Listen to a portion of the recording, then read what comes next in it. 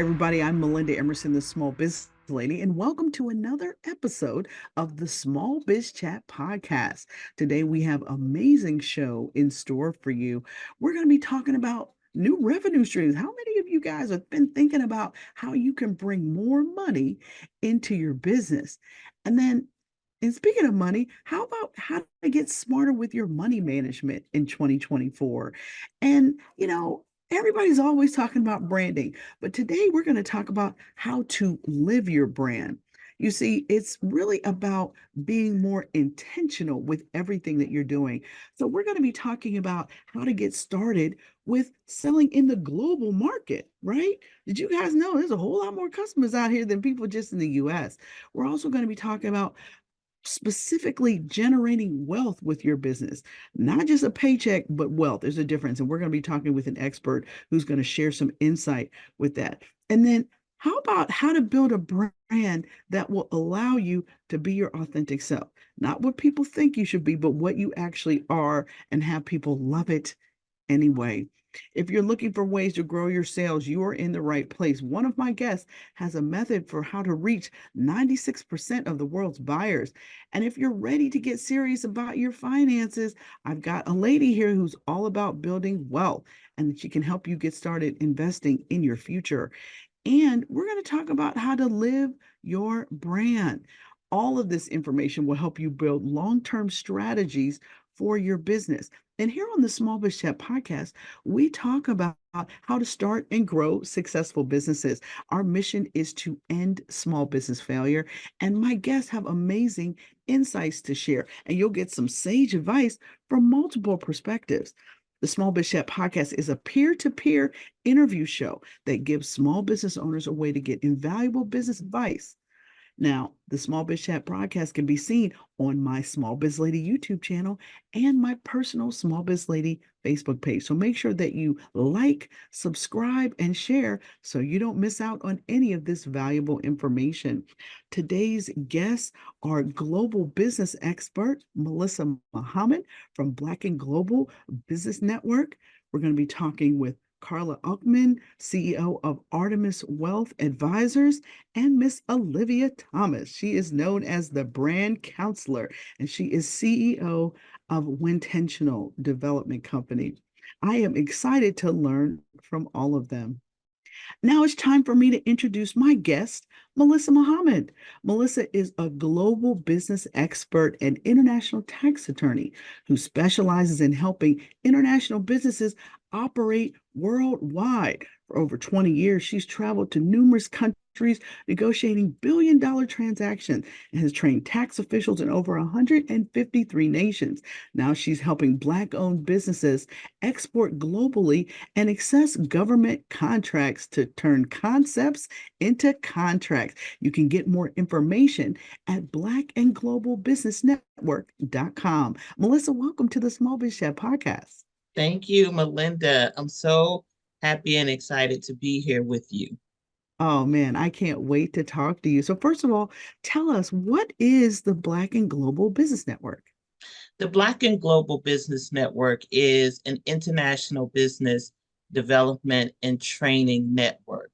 And our organization is on a mission to help Black-owned businesses access U.S. government resources to sell their products and services around the world.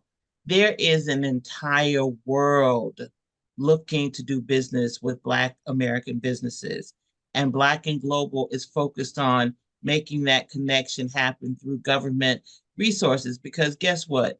We all pay our taxes.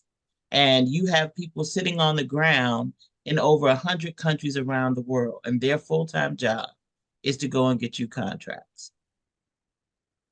Wow, who even knew that, right? Like it's people's job to help me find business. Mhm. Well, I want to know more about that. So tell me, why is this something that everyone should be paying attention to? Why should everyone be looking into exporting? Well, only 5% of the market exists in the US. And when you see large corporations operating, all of their eggs are not in one basket, Melinda. They're not just doing business in the US market.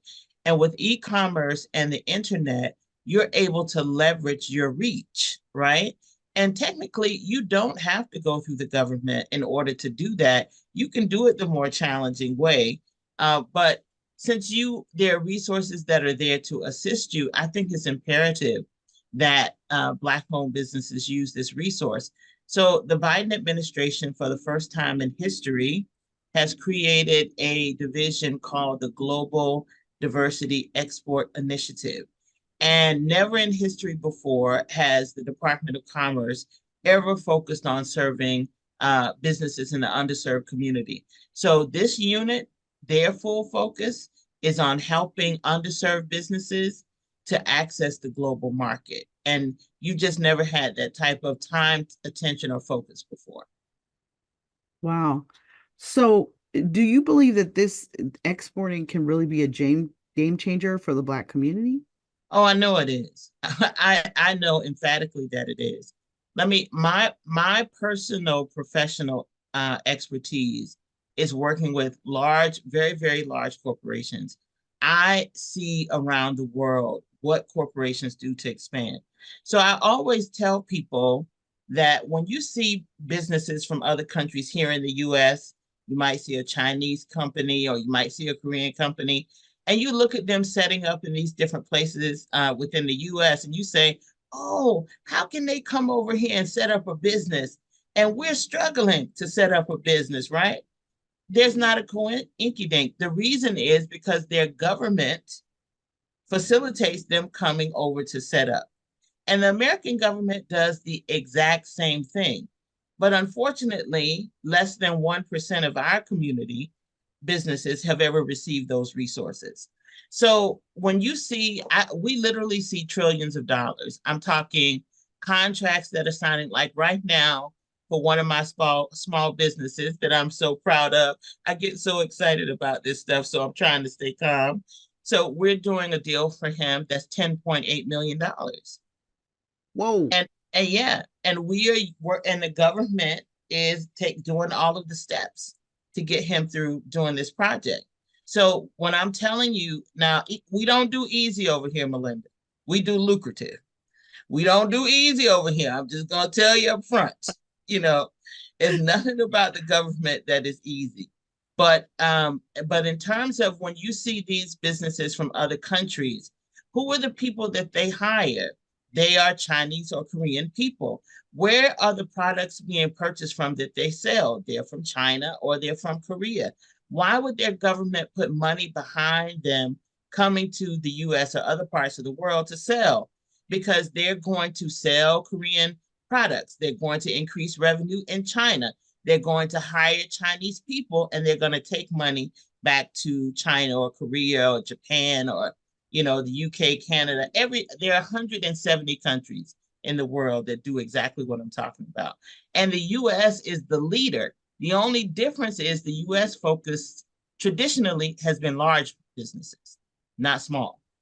And that changed under the Biden administration to focus on small businesses. So this is a fantastic time to access all of those dollars that are flowing in global trade. So let's talk about trade missions. For years, I've been hearing about people, oh, let's go on a trade mission to Scotland. But I always felt like that was like a glorified vacation, like to meet some other business people. Tell me, what is the real deal with trade missions? Do they work? Oh, they definitely work. And let me say, you really have to be focused and intentional. And that's a word you used earlier.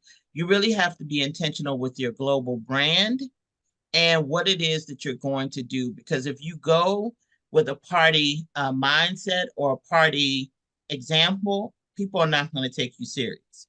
And so what I want people to do is to think of this network in this way.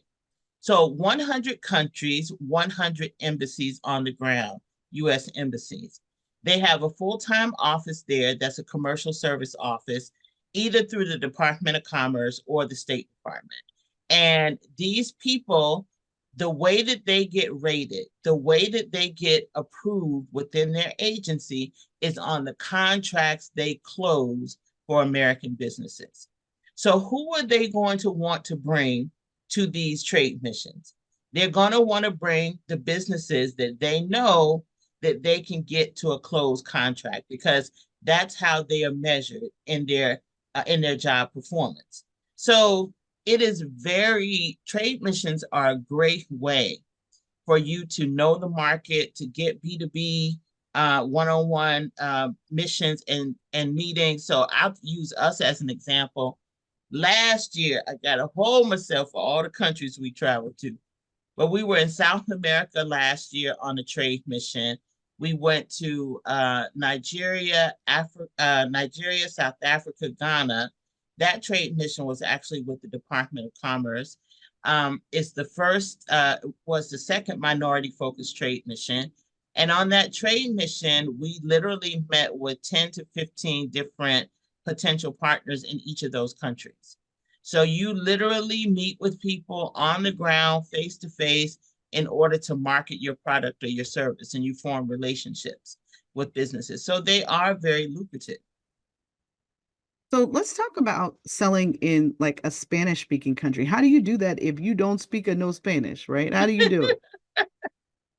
It's called translation. Now, so we're very focused on is resources, right? So there's a program that the government has. It's called the STEP Grant Program. And the STEP Grant Program is a reimbursable grant program that will help businesses as you expand into different countries. So let's say you want to expand into a Spanish speaking country. That's actually what's happening with us right now. And um, and so the STEP grant program, it varies from state to state. But one of the things that the money can be used for is for translating into the language in the country that you're going to. And the team on the ground in those particular countries, they can help you identify translators. And they have a whole team that helps with translating American written products, American verbal products, all going through the government so that you can sell into that market. Let me tell you, Uncle Sam is not going to miss a dime, an opportunity for a dime. And the reason I'm as a tax lawyer, the reason they do this is because they tax everything that moves, right? Right. The US government taxes everything that moves. So if there's an opportunity, all they need to do is give you a browser extension or help you to have someone to translate your materials. They definitely do that. And depending on your state, those resources can be used to help you to reimburse those costs. Wow. Wow. All right. So one more question before we go to break. I Mhm. know that there's a lot of concern about doing business overseas about currency exchange risks and, international payments and stuff like that. Mhm. I've heard nightmares about people sending money over to China to get their stuff done and they stuff come back messed up and they're like, too bad, so sad, whatever. So talk to me about, how you handle international payments and how hard is it to get your money out of another country? Well, first, if you go in by yourself, it's going to be nearly impossible. This is another reason why we say you work with the team that is tasked to your state, right, in order to help you to sell your product or service. But what you want to do is work with a bank like Exim Bank. Exim is the U.S. Export Import Bank, and that bank, their full-time job is to make sure you get your money. And so what these 170 countries do, they have what are called export credit agencies. And these agencies, they work to facilitate to give you basically an insurance policy that says, if you buy from Melinda and Melinda will get you this insurance policy. And if you have a company that's in Costa Rica that's buying from you, that company starts to pay. As long as you have your insurance premiums rolling and that company decides to stop paying you, then the US government will facilitate you getting paid, you get your money, and then the government goes after that company in Costa Rica. Oh, wow. So Okay, this is that's how they amazing. insure it. Mm-hmm. Okay, so this is a well-oiled machine that we just don't know about. That's what you keep telling me. That's what this is. It's not perfect, Melinda, but because we run into obstacles, and I love when we run into obstacles because that's when my superwoman cape comes out. That's my game time right there. But overall, we do see the process work. In general, but there are some times that we have to really work our connections and our contacts to get our businesses through when they run into opposition from people who may not necessarily look like us. Sure, sure. So on average, how long does it take from the time I go on my trade mission and I meet these people in, let's say, Ecuador? How do Huh? I, how realistically, how soon can I see an actual contract or dollars in my hand? Like realistically. Yeah, so it depends on the maturity of your business. We tell people 12 months to 36 months. It's not a short-term game, it's a lucrative game. And it's interesting, you naming the country of Ecuador, that's the one that has us going to Latin America because I was like, we're not trying to do no speaking Spanish and all of that. But I'm telling you, the team in Ecuador said, Melissa, what you all are doing is so needed in Ecuador. And you have Black Ecuadorians, Black Costa Ricans. I mean, we do business with anybody. You can be purple. Our standard is that you're ethical, right? You have to be ethical. But my point is that when you go in and you meet with these different countries, like we were when we were in Ghana, we signed contracts on the spot, like literally same day. But we're mature in this business, right? Got it. So that makes a big difference. But so we like to tell people 12 to 36 months because it's not a short term game. Got it. Got it. Well, thank you so much. When we come back on the Small Biz Chat podcast, we're going to be talking more about everything you need to know to get started with exporting. You're watching the Small Biz Chat podcast, and I'm Melinda Emerson, and we'll be right back. Hi, I'm Melinda Emerson, Small Biz Lady, and I want to welcome you to Small Biz Lady University. Our mission here is to end small business failure. So all of the courses here are about two things: how to become your own boss or how to make money online. So that's what we do here. So whether you want to learn about email marketing and sales funnels, or you're ready to get started with social media selling, or if you're really just getting started with e-commerce, you might want to jump into our How to Sell and Market Online course. Either way, if you want to learn how to become your own boss and do it well, I have everything you need here at smallbizladyuniversity.com. If you have any questions or have any technical problems getting signed up, just email us at support@melindaemerson.com. Take care.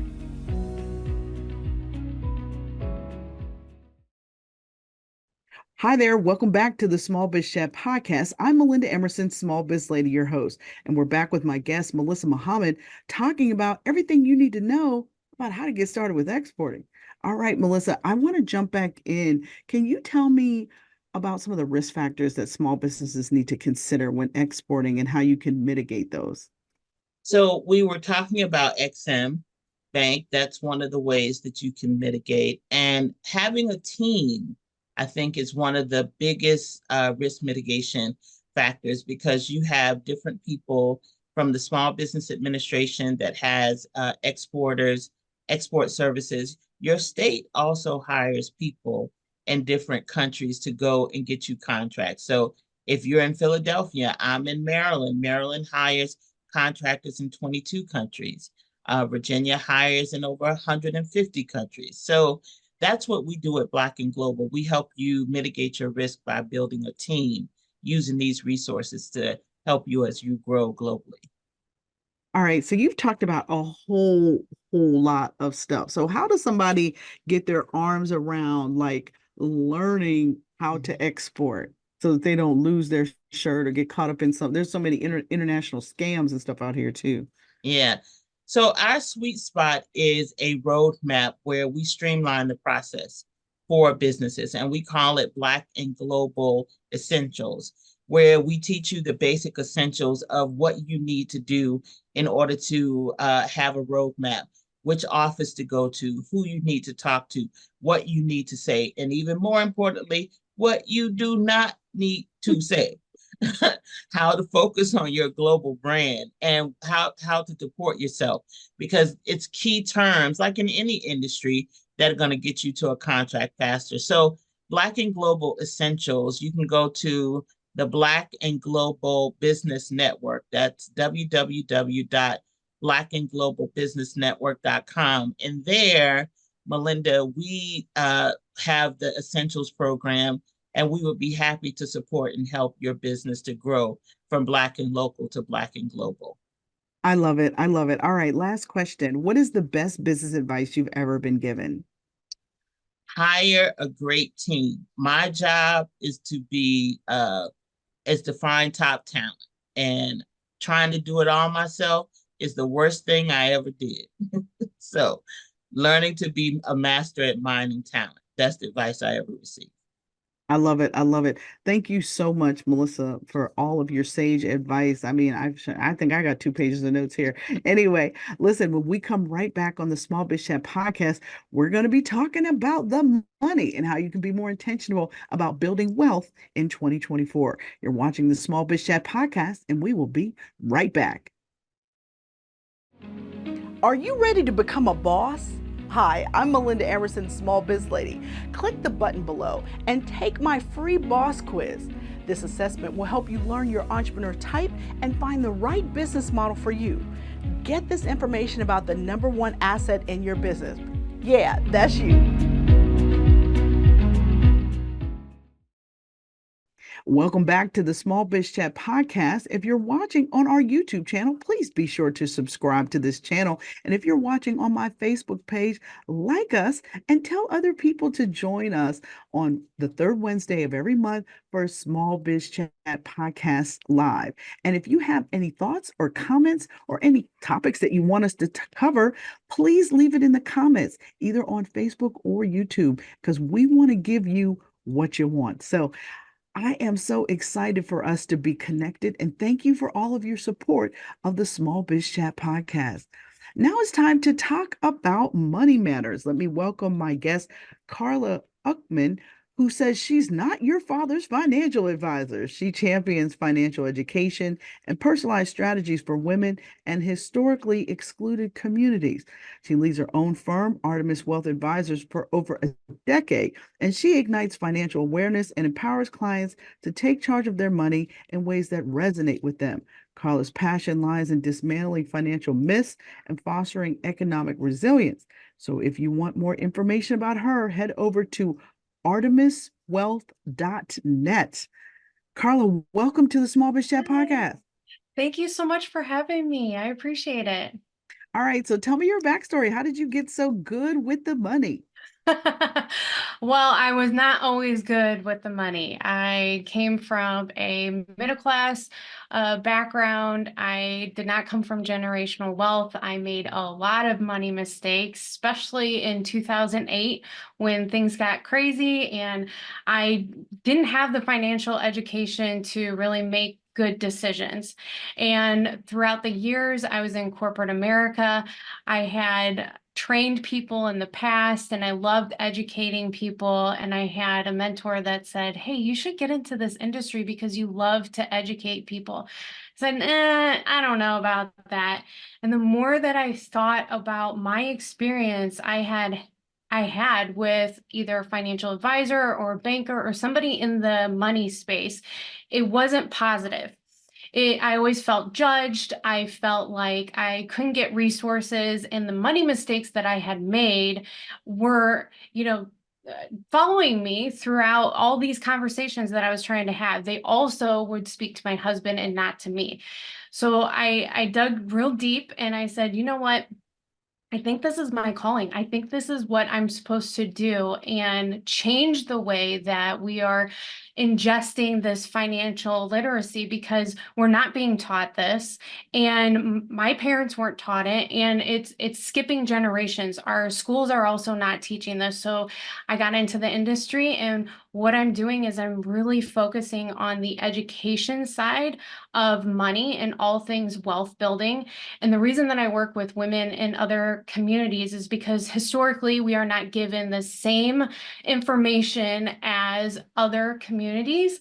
And I want us to be empowered with our money. I want us to make decisions where we can truly change generations to come. So that's how I got into the industry. All right, so tell me, how can a financial advisor help a typical small business owner? Oh, so many ways. I love this question because when we're talking about money, you have business money and you have personal money, and it is intertwined. So a lot of business owners think that you have your bucket of money with your business and that's going, and then you have your personal money over here and that's going.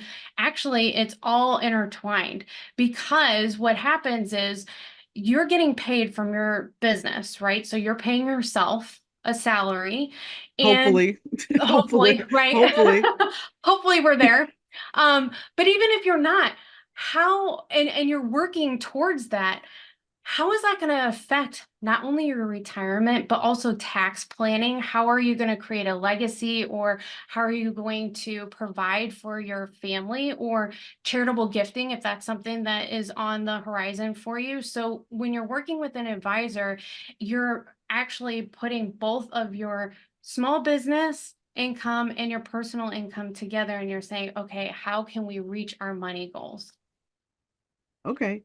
So tell me about, I know a lot of times small business owners, when they first start, right? Banks do not loan money to start up businesses unless you are buying a franchise, and you better be, a million liquid and be borrowing money, right?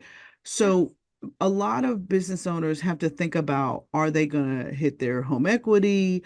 Are they going to, cash out their 401k to start their dream business? And what is your official advice about that? Yeah, so I get this question a lot, and rightfully so, right?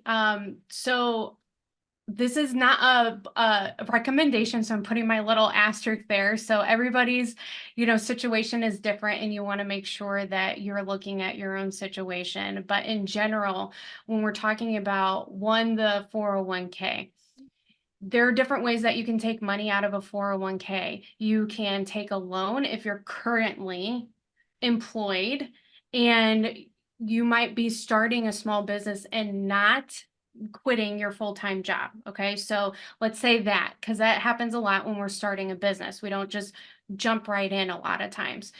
If we take a loan out of our 401k, we aren't being exposed to taxes like if we took a withdrawal from our 401k. So that is a strategy that can be utilized. Now, the second that you quit your job, that loan that you took out in your 401k is now going to be full income, and you're going to be penalized. The IRS says, hey, you're no longer able to pay that loan and you don't work there anymore. So now you're going to be penalized. If you are no longer working and you're jumping right into the entrepreneur journey, you want to make sure that how much you're taking out of your 401k isn't going to not only expose you to unnecessary taxes, because what if you're in a different tax bracket now, but also how is that going to affect your future retirement goals? And when you're doing an analysis, so what I do with my clients is we talk about all this. We look at an analysis and we say, okay, if we start taking money out of this, where's our tax exposure? Are we comfortable with that? And then also, how is that going to affect our retirement? Because now we have to make it up and play catch up. And that's a lot of times hard to do. With the home equity, that is something that has to be done the right way. So you want to make sure that you're not putting yourself in a bad position. It's just like utilizing credit cards, right?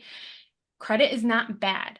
Credit is actually good when it's utilized properly. And so if that is something that we talk about and we look at all the other options, we can utilize that, especially because the interest rate is usually lower on those than taking out credit cards. So it is an option, but everybody's situation is different. And so you want to really deep dive into where you're taking money before you just start pulling money out.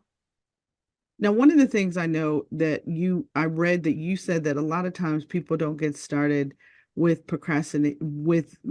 saving for retirement or even investing because of just procrastination, because of just like fear of change and things like that. Can you talk about why that is? Yeah. So for business owners, what I see a lot of times is, and I'm a business owner, I've been doing this for 10 years. I focus so much on my business. And what we're doing is we are forgetting about our own personal side of things, and based off of also our experiences. So if people have bad experiences with the financial world, why would they expose themselves and work with someone that is already going to judge them for not investing anyway? They're going to show them all these reports that show that, oh, well, it's doom and gloom. Why would they want to put themselves through that? They're already focusing on so many different things. You don't need someone throwing things in your face saying you should have done it sooner. And so that's what I see a lot of is the procrastination comes from the fear of judgment. And they're like, well, it is what it is. So I might as well just not start anyway because someone's going to judge me. That's what I see. Hmm. So how can we, I mean, the thing about it is though, is that I think the thing about small businesses, and I have this problem myself, small businesses need their money liquid. Like tying it up in 401ks and IRAs and stuff is scary because when you have things like the pandemic happen, when you have things like 0809 happen, and you have to tap into those resources just to stay alive and keep a roof over your head, saving money that you can't touch until you're 59 and a half sounds like ridiculous. Like, is it better to save with insurance policies and things like that rather than be tying stuff up um, in 401ks for that matter?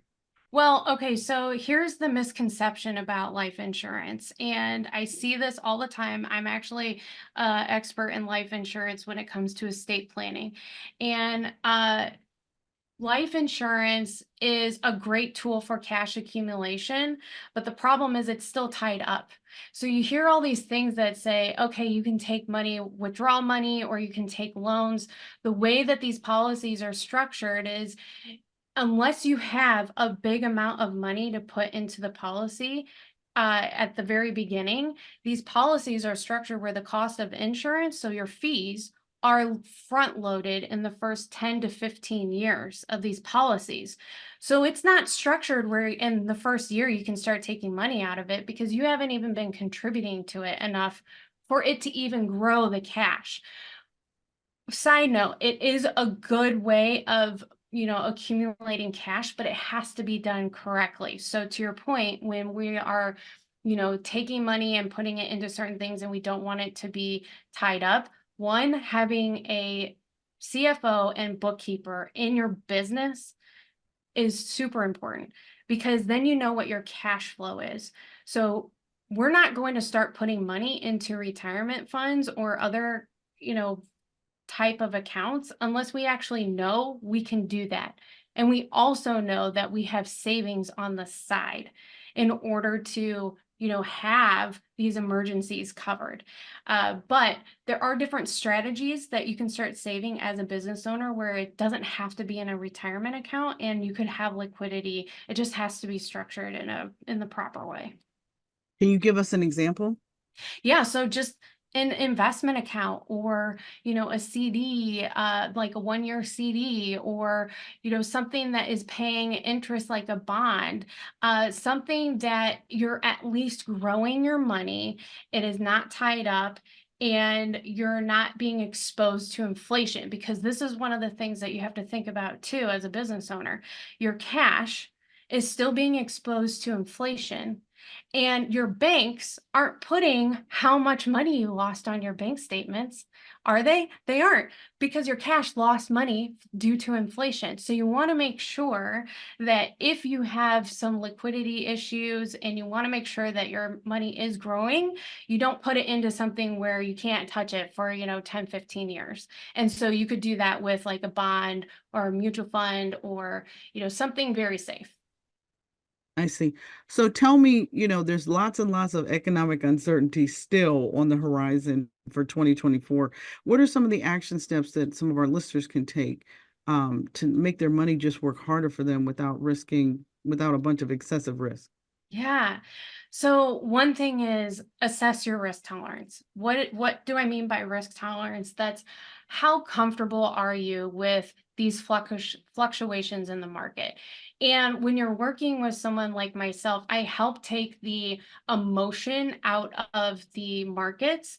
I help really make sure that you have, the information of what it's done historically throughout the past 100 years based off of of, how things have happened with wars and things like that. So assess your risk tolerance first, because if you're too aggressive, then you are going to see some of those market fluctuations, but sometimes you might need to be. But that's one thing that you can do. Also, prioritize your security. So we just talked about making sure that you have cash on hand for your expenses in case something does happen. And that means in case the market is fluctuating with these uncertainties. And we've seen that the past couple of years. So having something where you have 3 to 6 months of emergency funds to have living expenses where you don't need to take money out of, let's say, a 401k that you set up for yourself as the business owner, or an IRA. And then these safety nets really help with debt too, because if you have debt and you can pay these bills and you're not, scared of how the market's fluctuating, and it just gives you more of a peace of mind. So you want to make sure that you assess how risky you are, and also make sure that you have cash on hand as well. And even, just making different adjustments to your investment account can make a big difference when it comes to these uncertainties. Great. Thank you so much, Karla. You've really been giving us some great information. And when we come right back on the Small Biz Chat podcast, we're going to learn more about how to be more intentional about how you use your money in your business. You're watching the Small Biz Chat podcast, and we will be right back. Hi, I'm Melinda Emerson, Small Biz Lady, and I want to welcome you to Small Biz Lady University. Our mission here is to end small business failure. So all of the courses here are about two things: how to become your own boss, or how to make money online. So that's what we do here. So whether you want to learn about email marketing and sales funnels, or you're ready to get started with social media selling, or if you're really just getting started with e-commerce, you might want to jump into our How to Sell and Market Online course.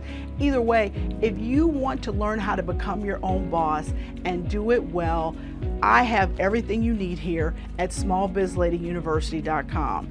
If you have any questions or have any technical problems getting signed up, just email us at support@melindaemerson.com. Take care.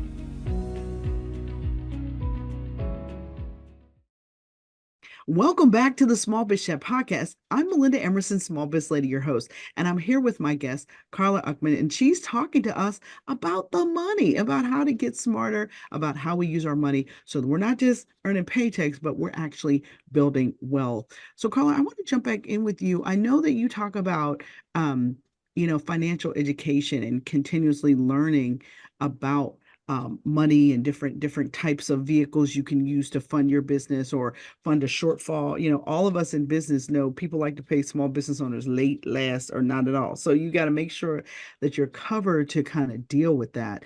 Do you have any suggestions about how people get financial education if they're like clueless, or they never had a parent with a professional job that had access to anything like this? Yeah. So a lot of my clients start listening to money podcasts. There's a lot out there that you can listen to. You can also attend nonprofit financial literacy programs. There's conferences out there and seminars that you can attend. Books are great, and also joining different Facebook groups that are involved in just wealth planning and money education. Awesome, awesome. Now, I know that in your practice, you specifically focus on women and people of color, and you said that your approach is different with working with these clients compared to like traditional financial planners. Talk to me about that. Yeah, so the reason that it is different is because I don't come to the appointments where I'm just throwing recommendations out without truly knowing. I ask what your money journey has been, because that's super important. Do you have money traumas? Are there things in your life that made your money relationship complicated? And a lot of times it has, because of the generations and where we're coming from. So I talk about that, as well as whenever I'm making recommendations, there's always education behind the why. And I break that down with my clients and really make sure that they understand what I'm recommending, and it has a purpose for them. Awesome, awesome. And last question for you, what is the best business advice you've ever received? Oh, so the best business advice I received was, making sure that you're surrounding yourself with people that are smarter than you. Get in rooms with people that are smarter than you. I love it. I love it. That is such great advice. Thank you so much, Karla, for being with us. I can't wait to learn more about how you serve people of color and women in business because we all got to get better with our money. That's for sure. All right. When we come right back on the Small Biz Chat podcast, we're going to be talking about branding, but not just branding, but how to live your brand. You're watching the Small Biz Chat podcast with Melinda Emerson, and we will be right back. Are you ready to become a boss? Hi, I'm Melinda Emerson, Small Biz Lady. Click the button below and take my free boss quiz. This assessment will help you learn your entrepreneur type and find the right business model for you. Get this information about the #1 asset in your business. Yeah, that's you. Welcome back to the Small Biz Chat podcast. I'm Melinda Emerson, Small Biz Lady, your host. And now I'm here with my guest, Olivia Thomas. And Olivia is going to talk to us about brand building. Olivia is known as the brand counselor, and she specializes in empowering seasoned founders to elevate their businesses through strategic branding. As the founder of Wintentional Development Company, Olivia is dedicated to crafting compelling brand strategies that resonate with her customers' dream clients.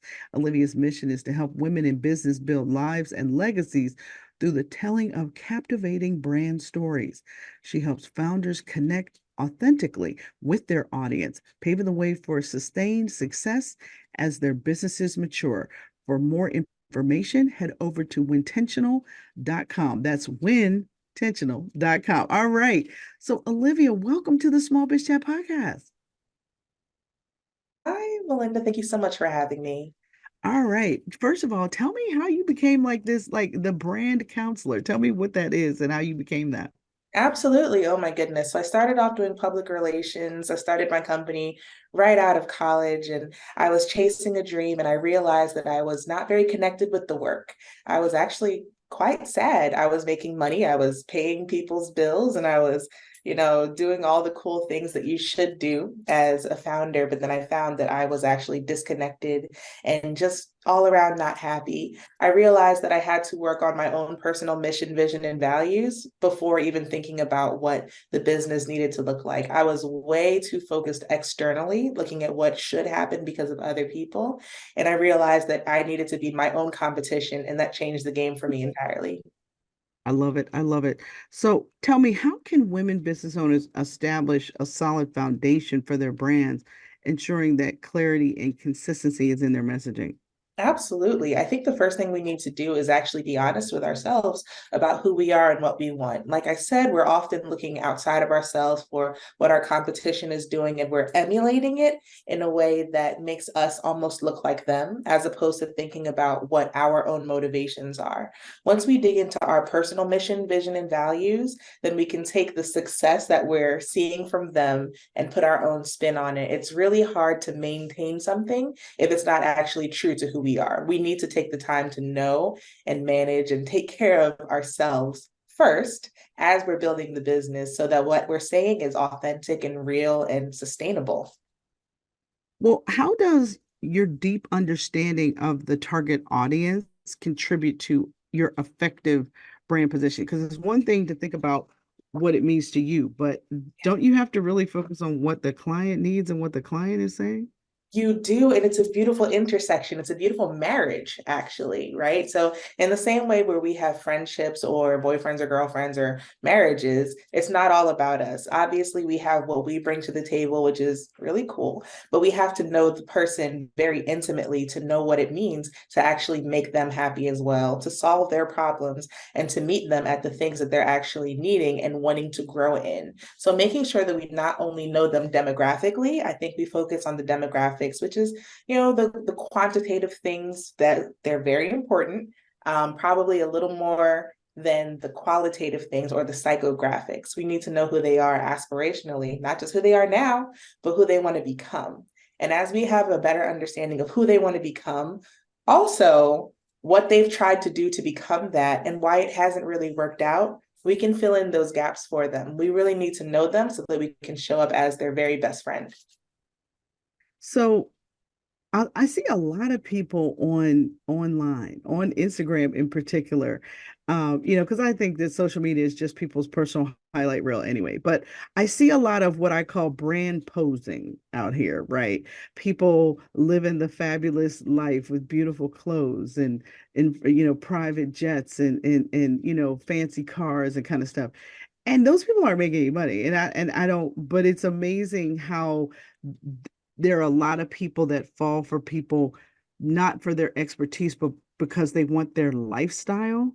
And so, can you talk to me? I know that you're big on having people live their brand, but I feel like people are living their aspiration and they're pretending because they're trying to look successful as opposed to actually be successful.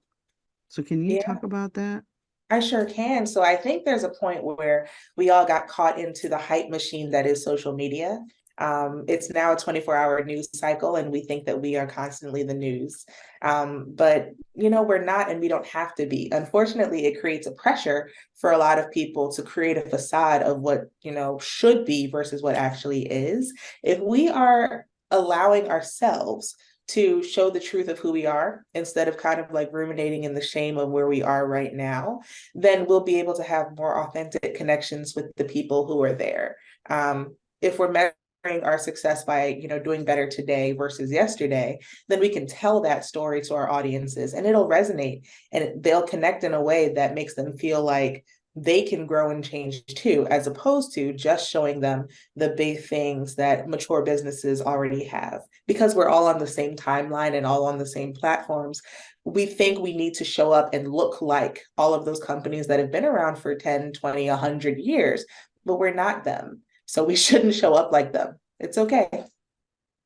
I recently saw an Instagram clip where Serena Williams, who had just come back from getting this like international icon award, had her baby in her hand and she was taking her wig off her head as she was like, sort of like rocking the baby, as if to say, come on, y'all. This is what it really is. I got a brand new baby at home. Yes, Yeah. I might be a style icon, but this is what it's like when I'm at home. Somebody's throwing up on me. And she got so much favorable comments for, keeping it 100. So is that what you're talking about when you say live your brand? That is what I'm talking about. I think that our brand is an extension of how we think, how we feel, and also how we allow ourselves to show up in the world. The reality is there's not much different from, one person delivering a service to the next person, other than the actual person delivering the service. So we need to know that it's okay to resonate as person that we are because someone is out there looking for our story, our voice. But if we don't ever use our real voice, they can't hear it. So when you are developing a personal brand, how Mhm. can you leverage storytelling to really establish trust? Ooh, absolutely. There are different kinds of stories. So there are authority stories and there are acquaintance stories, right? So we're telling stories that make people know that they are affiliated with us and they can get to know us as the individuals that we are. And then we also use additional stories, authority stories, to talk about our expertise. We need a mix of both of those for people to understand why they're even on our pages. I know a lot of times people will have their social media strategy and they'll say, I don't know why people aren't buying. And it's like, well, you have a lot of acquaintance or affinity stories. So you're telling very personal things, but you're not telling anyone what to do with the information. So you need to share your authority as well, letting them know why you're the expert in the area or how you're becoming the expert in the area too. People also want to join on that journey as well. Now, let's talk about some mistakes that people should avoid when building a brand, because I think there's a bunch of those out there too. Yeah, there's a lot. There's definitely a lot. So only focusing on the algorithm is a big mistake right now. I think a lot of us are only thinking about what visibility looks like and trying to get in front of people as much as we possibly can. So it's like only thinking about what the algorithm will actually put out for us. But if it's not something you'll actually do consistently, then you shouldn't attempt to even try to make that a part of your brand story, because the only thing that matters with your brand really is consistency, right? The integrity and the consistency of what you're actually doing. So the lack of consistency is actually a really big deal, which again kind of goes back to the whole we really need to take care of ourselves as individuals kind of thing, because the more we're able to actually allow ourselves mistakes, we can allow ourselves consistency as well. Consistency is not perfection. We're showing up with excellence, but it's not always perfect. So let's say we have a mishap. Let's say there is a mistake that is made online. How can you how can you repair a reputational challenge while preserving sort of like your brand integrity? Yeah, absolutely. You have to address it. So sometimes people will have a mistake online and then they want to kind of like go on as if it never happened. But the unfortunate truth is, or the beautiful truth is actually, the level of our apology should be at the level of our offense as well. So we tell them, this is a mistake that we made. This is something that is against our values. We keep operating within our values. And then if we're talking about repair, we need to tell them what it looks like step by step that we will be doing to repair from here on out. And then making sure that this is something that they can see and that they can feel and say, like, okay, they've checked off everything on the list and they've continued in integrity. We can forgive them. Oftentimes people want to either get very defensive and say, well, I'm only human and I didn't mean to do this, or like just not really address it at all. But this is all about building relationships. And if we don't have trust in relationships that you're going to do what you said you're going to do, or at least grow along the way, then we can't actually continue to grow together. So making sure that people know that you are well aware and you are accountable and that you will continue to move on better than ever. I love it. I love it. All right. Best business advice you ever got? Oh my goodness, there's been so much. I never lose. I win or I learn. That is the biggest thing that came from you. And it's the truth. No matter where you are in business and your maturity journey, there are going to be some things that come to you that hurt, but it's another opportunity for growth. Take it. Absolutely, absolutely. I appreciate that.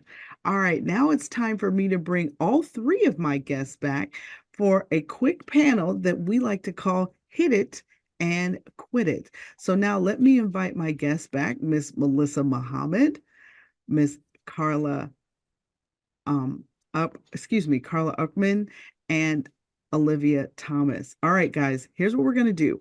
I'm going to ask each of you the same question. You only have 30 seconds to answer, and you can't repeat somebody else's answer. All right. Or I'm going to give you the cowbell, and I don't want to do that. So here's what we're going to do. Melissa, you've been on ice the longest, so we're going to start with you. Then we're going to go to you, Karla, and then you, Olivia, for this first question. So my first question is, what is your favorite podcast? alux.com. Love it. The place where billionaires go to succeed. Love it. All right, Karla, what's your favorite podcast? Get Seen by Leilani Wells, and it talks about all things, getting seen in your business. Love it. Love it. Olivia, what's your favorite podcast? The My Taught You podcast. It is about the founder of Curlbox. She speaks about her journey as a multi-million-dollar founder, but she also intertwines her personal life. Right now, she's talking about motherhood and what it looks like to grow and make yourself available and keep your boundaries in other areas. Love it. Love it. Love it. All right. Second question. Karla, you're first this time. Then you, Olivia. Then you, Melissa. All right. What is your favorite business app? Favorite business app? Asana, I like that. Okay. I like it. Melissa, you know?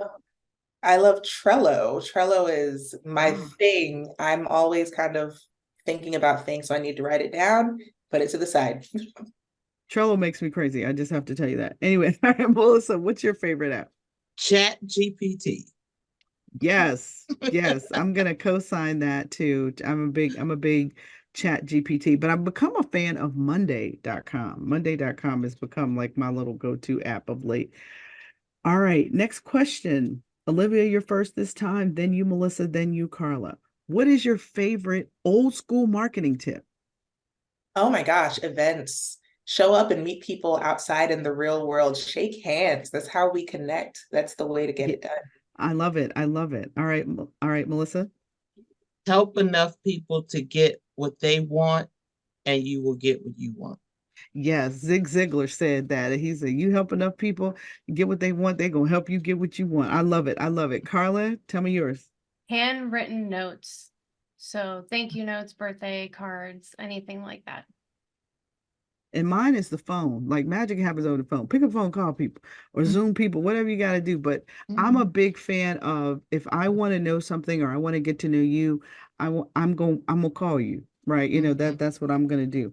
All right. Last question, guys. Melissa, I'm coming back to you first, and then you, Karla, and then you, Olivia. What is the best business book you have ever read? The Go-Getter by Peter Kane. Absolutely, positively, hands down. Best business book I ever read. Okay, love it. I like Design Your Future. I find that one was very, very good. That was one of my favorites. Miss Olivia. 10x is easier than 2x. I love it. It's so good. You know you see my face because you took my book. Like I'm so mad you took my book. But that's all right. That's all right. I'm gonna give you my old book. And that is The E-Myth Revisited by Michael Gerber. It's fantastic. It's a classic. I've read it 3 or 4 times. Every time I feel myself slipping, I go back and read it again. Well, listen, thank you guys so much for being on the Small Biz Chat podcast. It has been amazing to have the three of you here today. And I can't thank you enough. Melissa Muhammad of Black and Global Business Network.com. Check her out if you want to get started with your exporting. Thank you to Karla Ukman. She is the CEO of Artemis Wealth Advisors. Check her out online. And if you are interested in talking to Miss Olivia Thomas, the brand counselor, you can head over to her website, wintentional.com. Thank you all for joining me for this episode of the Small Biz Chat podcast. If you are an author, speaker, or you want to become one or a coach, I want to let you know that Brand in Demand 2 is coming. The second cohort of my Brand in Demand 6-month coaching program starts March 20th. So if you are interested in finally becoming a national brand, I want you to consider joining me because it is amazing. So if you head over to smallbizladyuniversity.com/, brand in demand group coaching.com. That's what you need. Group coaching.